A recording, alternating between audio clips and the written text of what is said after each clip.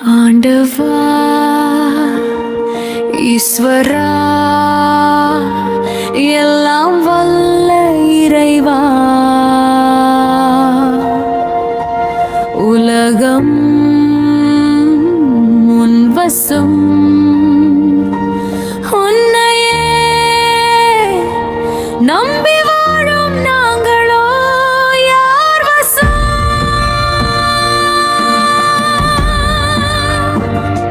யார் வசம்?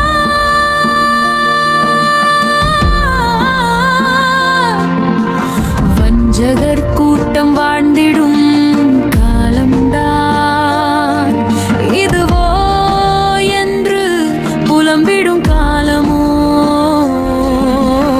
எவ்வளவு நல்லது செய்தாலும் நல்லது எதுவும் இல்லையே என்று புலம்பிடும்